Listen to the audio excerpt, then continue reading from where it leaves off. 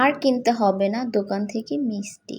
আপনি যদি আমার এই রেসিপিটা ফলো করেন, খুব সহজেই ঘরে থাকা কিছু উপকরণ দিয়ে আপনি বানিয়ে ফেলতে পারবেন দোকানের মতন মিষ্টি, আরও সুস্বাদু। দোকানে তো ভেজাল মিশিয়ে দেয়, আপনি ভেজাল ছাড়া মিষ্টি বানিয়ে ফেলতে পারবেন। হ্যালো এভরিওয়ান, আসসালামু আলাইকুম। আমি ফারজানা চলে আসলাম এইচআর ফারজু ডেইলি ব্লগ থেকে। আজকে মিষ্টি বানাবো কিভাবে সেটাই তোমাদের সাথে শেয়ার করব।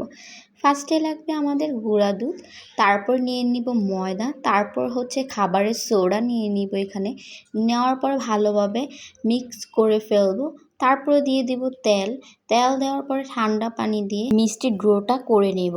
করে তারপরে যে কতটা সফট হয়েছে এখন রেখে দিব রেস্টে রেখে দিয়ে আমি চলে যাব মিষ্টির শিরা করতে। আর হ্যাঁ, আপনারা কতটুকু মিষ্টি বানাচ্ছেন সেই অনুযায়ী আপনারা শিরাটা করবেন। আর শিরাটা অবশ্যই ঘন হতে হবে, পাতলা হলে হবে না, কারণ যেহেতু মিষ্টি বানাবো, মিষ্টি শিরা তো ঘনই থাকে। তারপরে দেখি এখানে রিহান উঠে গেছে, রিহানকে ঘুম পাড়িয়ে আবার চলে গেলাম মিষ্টি বানানোর জন্য।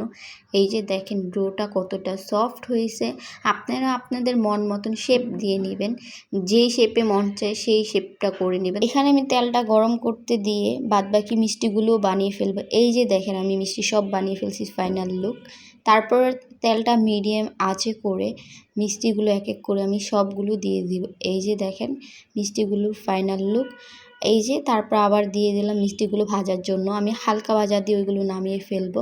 তারপরে শিরাটা হয়ে গেছে, শিরাতে মিষ্টিগুলো দিয়ে ভালোভাবে 5 মিনিটের মতন ঢেকে মিডিয়াম আঁচে করে জাল দিয়ে নামিয়ে ফেলতে হবে 5 মিনিটের মতন। তারপরে ঢাকনাটা ঢেকে আপনারা রাখতে পারেন। আর এই যে দেখেন গরম গরম মিষ্টি নামাইছি, মিষ্টিটা কত সফট। আপনারাও বাসায় অবশ্যই ট্রাই করবেন।